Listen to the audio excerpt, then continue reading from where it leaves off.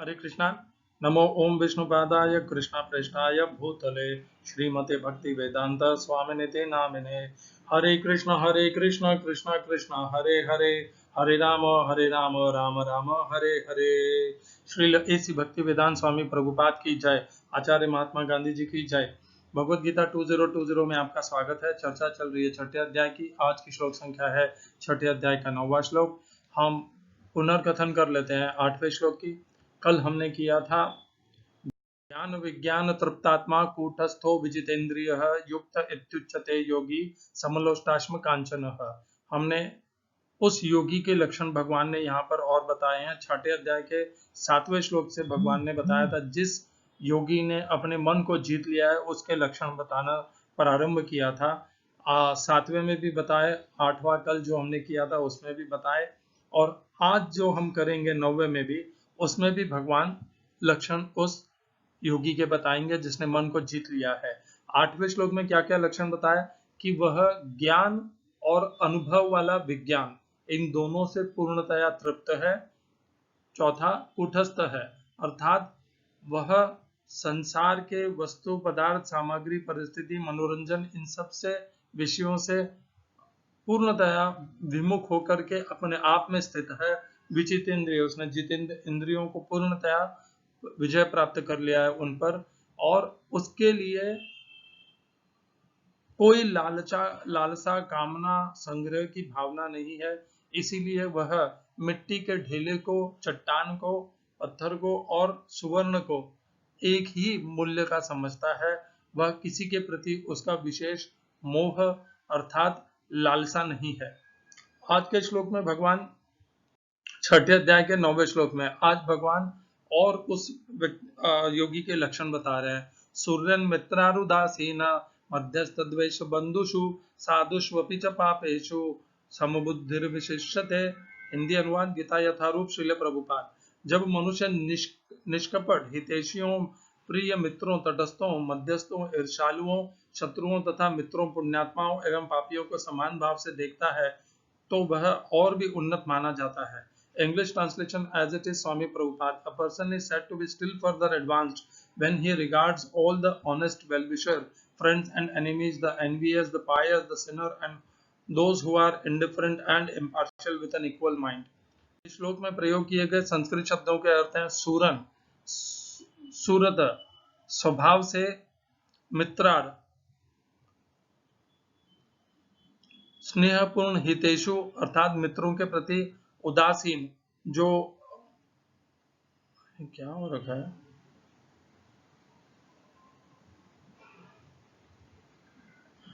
मित्रा अरि, शत्रु, उदासीन, शत्रुओं में तटस्थ, मध्यस्थ, शत्रुओं में और मित्रों के बीच में पंच रहने वाला, द्वेषी, ईर्ष्यालु, बंधु, अच्छा प्रेमी, संबंधियों तथा शुभेच्छकों में। दूसरी पंक्ति साधु हो, साधुषु, साधुओं में, अपि भी, च तथा, पापे पापेषु, पाप कर्म पापियों में,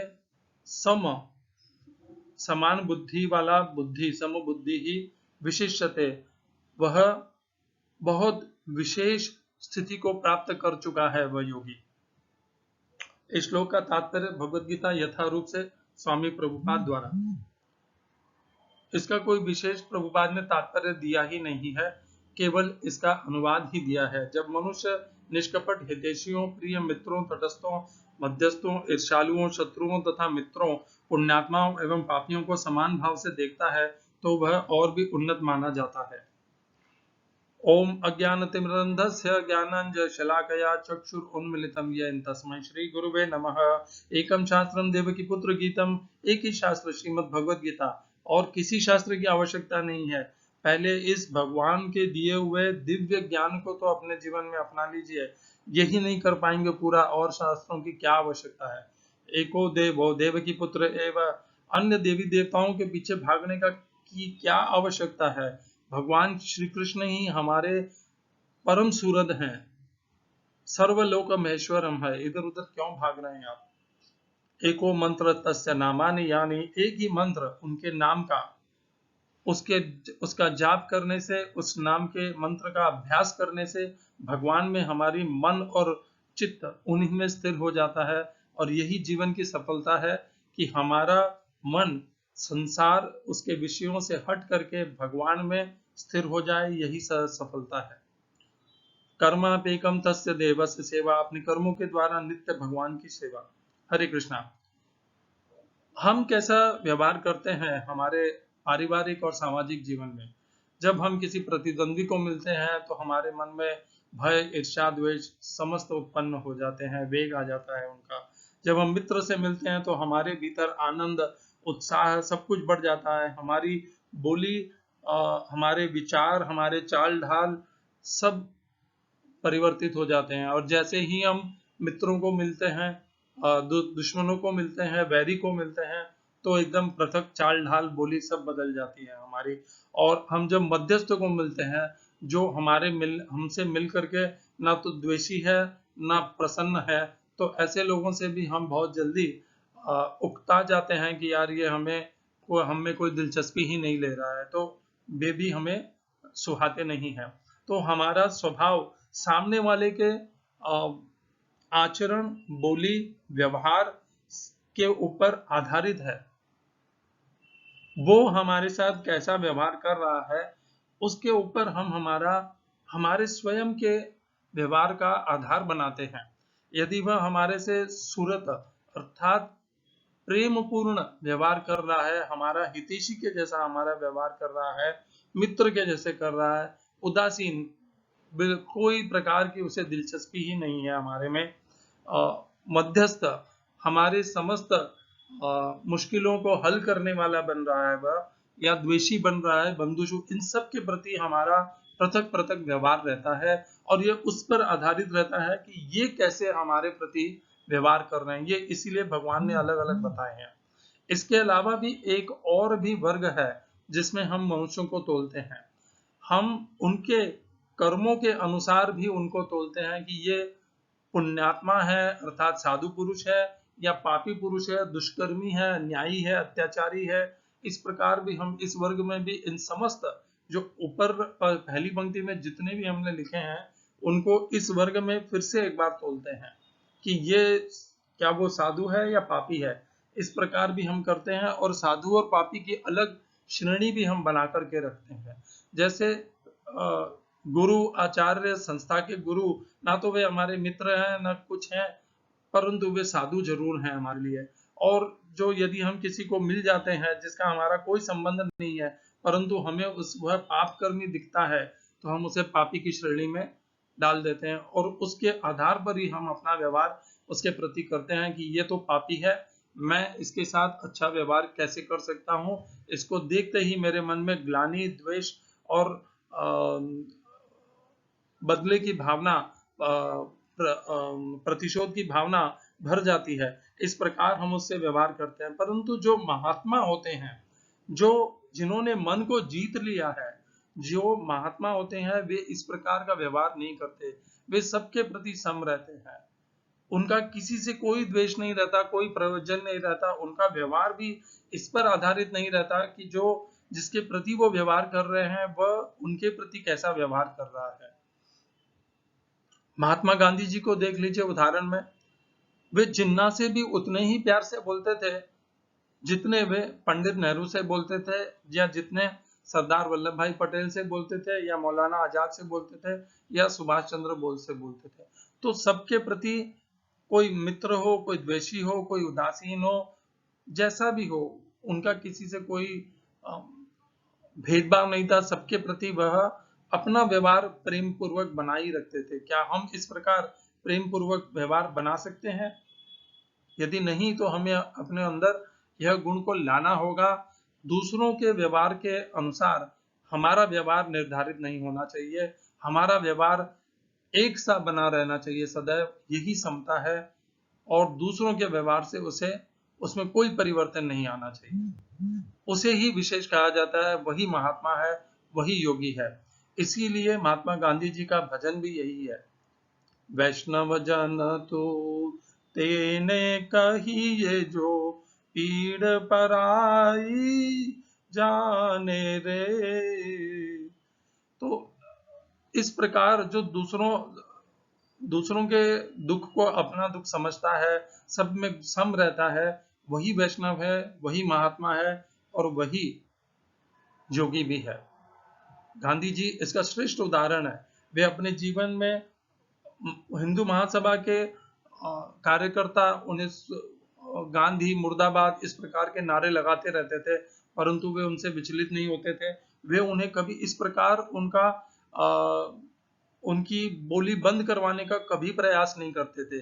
जैसा आज यूएस में प्रेसिडेंट बाइडेन और डेमोक्रेटिक पार्टी रिपब्लिकन्स की सारे हक छीन रही है, जैसे ट्विटर ने आज प्रेसिडेंट डोनाल्ड ट्रंप का आवाज बंद कर दिया है, उस प्रकार का व्यवहार वो कभी नहीं करते थे। वे अपने से द्वेष करने वाले को भी अपना मत प्रकट करने का पूरा अवसर देते थे। इस प्रकार का व्यवहार होना चाहिए, यही डेमोक्रेसी है। वो डेमोक्रेसी नहीं है जो डेमोक्रेटिक पार्टी अभी यूएस में कर रही है, जो ट्विटर, फेसबुक, ये सब, गूगल, यूट्यूब ये सब कर रहे हैं। वो तो अनुचित है और बहुत ही घृणास्पद है। हम आ जाते हैं अपने श्लोक पर। ये श्लोक जो हैं, ये हमें मार्ग दिखाते हैं हमें कैसा व्यवहार करना चाहिए।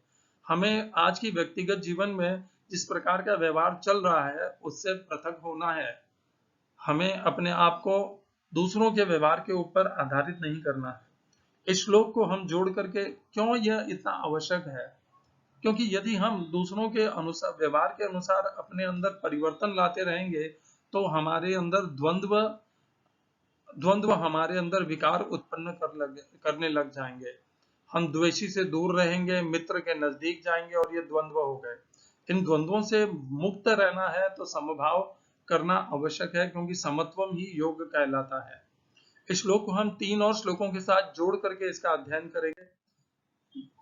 5वें अध्याय का 18वां श्लोक, विद्या विनय संपन्ने ब्राह्मणे गवि हस्तिनी शुनि चैव स्वपाके च पंडितात् समदर्शिनः। इस श्लोक में पहली पंक्ति में ब्राह्मण शब्द आता है, दूसरी पंक्ति में पंडिता आता है। कभी कभी मैं विचार में पड़ जाता था कि ब्राह्मण के लिए ये श्लोक कहा जा रहा है या पंडित के लिए कहा जा रहा है, परंतु यह श्लोक पंडित के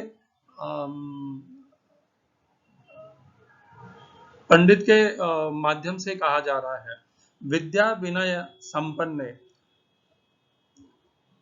जो विनम्र साधु पुरुष, जिस पंडित में विद्या और विनय ये 2 गुण होते हैं, वह ब्राह्मण, गाय, हथिनी, कुत्ता, चांडाल, इन सब में एक सा रहता है, एक सा बना रहता है। उनमें किसी के प्रति वह घृणा का व्यवहार नहीं करता है। परंतु यहाँ पर ये सारे मनुष्य नहीं है, यहाँ पर जानवर भी आ गए, गौमाता भी आ गई और चांडाल भी आ गए। तो ब्राह्मण और चांडाल को भी अलग के प्रति भी समभाव रखने का इस श्लोक में हमें ज्ञान और उपदेश भगवान ने दिया है। इसको जब हम 6ठे अध्याय के 9वें श्लोक से जोड़ते हैं, आज की जो हमारी श्लोक संख्या है, तो इसी प्रकार की कुछ भगवान ने शिक्षा दी है वहां पर भी हमें, कि विद्या और विनम्रता से, द्वेषी है, मध्यस्थ उदासीन है तो भी उनके प्रति सम रहो, घृणा मत करो, वेग मत उत्पन्न होने दो, और मित्र है तो भी चंचल मत बनो, स्थिर रहो।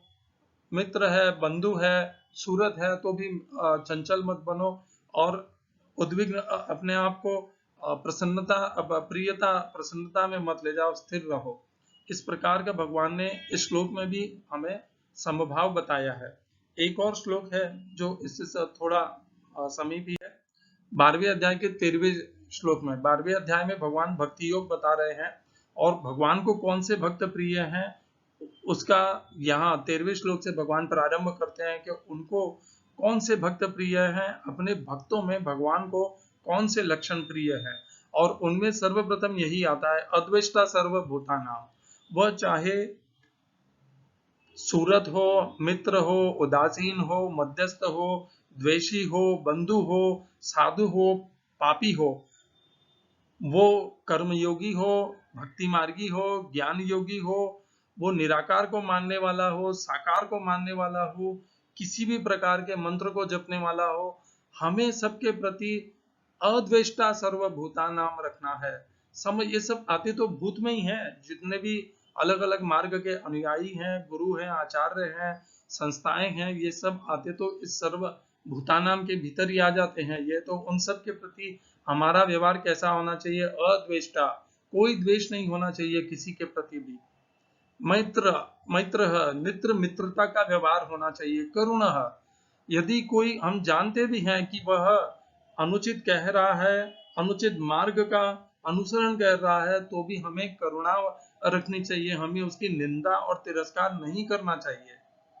निर्ममः, निरहंकार, ये ममता और अहंकार नहीं होना चाहिए कि मेरा मार्ग ही, मेरी संस्था ही, मेरे गुरु ही श्रेष्ठ है और बाकी सब संस्थाएं, मार्ग और सबके गुरु व्यर्थ हैं। उनकी निंदा नहीं करनी चाहिए, उनका तिरस्कार नहीं करना चाहिए। निर्मम, निरहंकार रहेगा।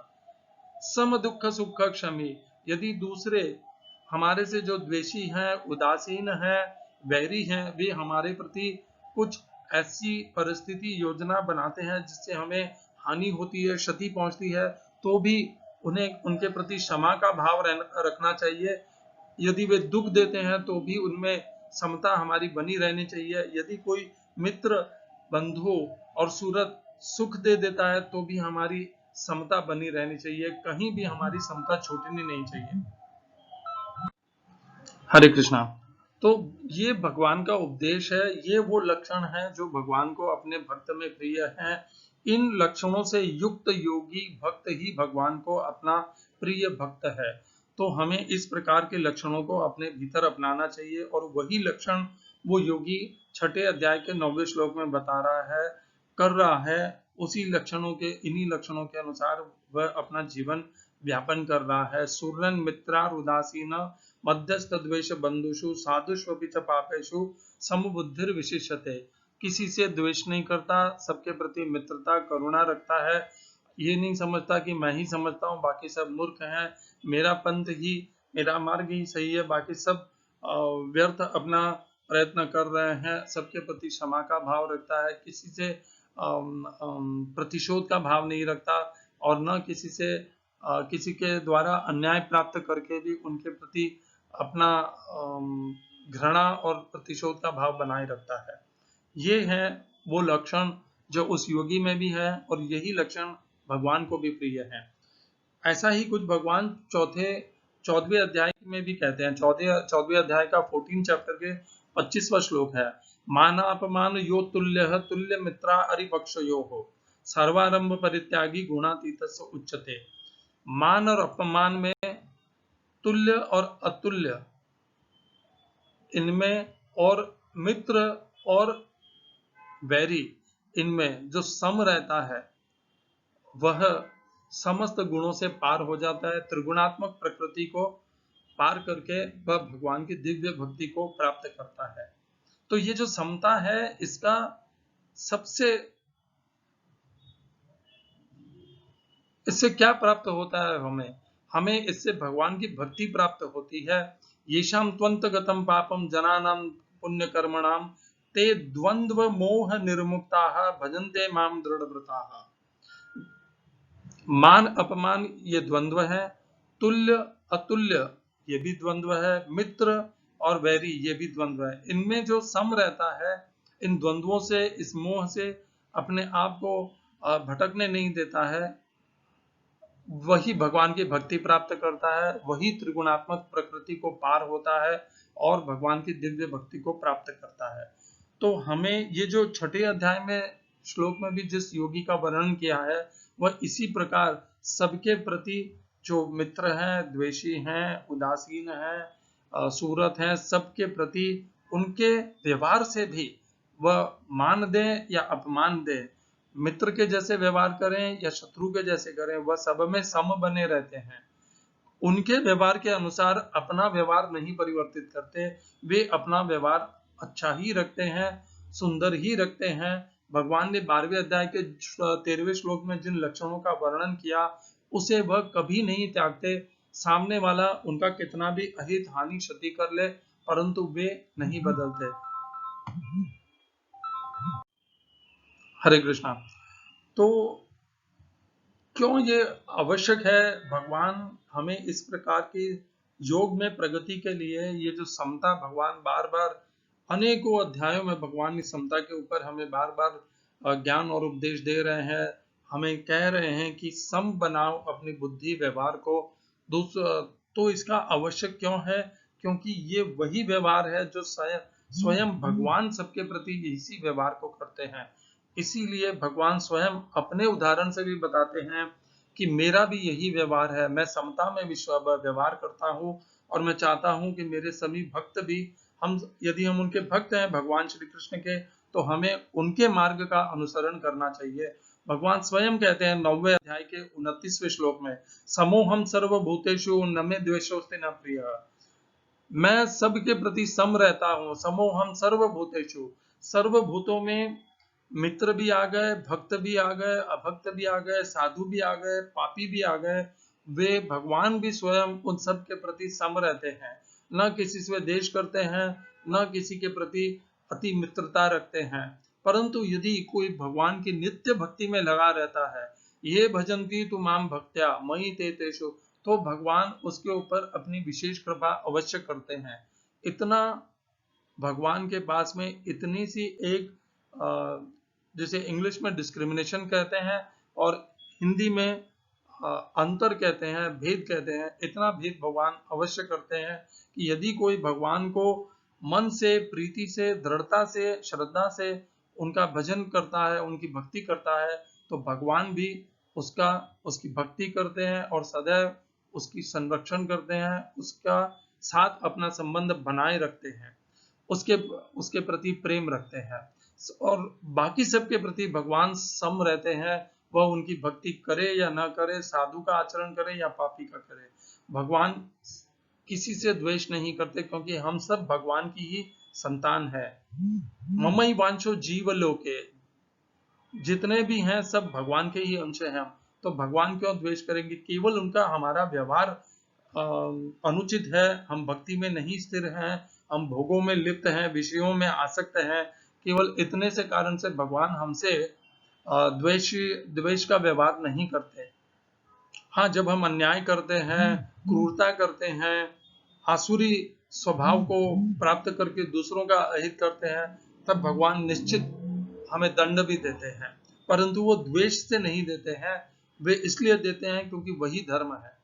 तो हमें भी भगवान ने जिस समोहम सर्वभूतेषु, भगवान ने समस्त भूतों के प्रति जो समभाव रखा है, वे प्राणी हो, मनुष्य हो, सबके प्रति समभाव रखा है, हमें भी इन सब के प्रति समभाव रखना चाहिए। यही इन श्लोकों से सबको जोड़ करके यही प्रमाणित होता है, इसी की पुष्टि होती है। अपने व्यवहार को स्थिर कीजिए। आपके सम्मुख जो व्यक्ति है वो मित्र हो, आपका बैरी हो, उदासीन हो, वो कैसा भी व्यवहार करे, आपका व्यवहार स्थिर कर लीजिए। हरे कृष्णा। श्रील एसी भक्ति वेदांत स्वामी प्रभुपाद की जय।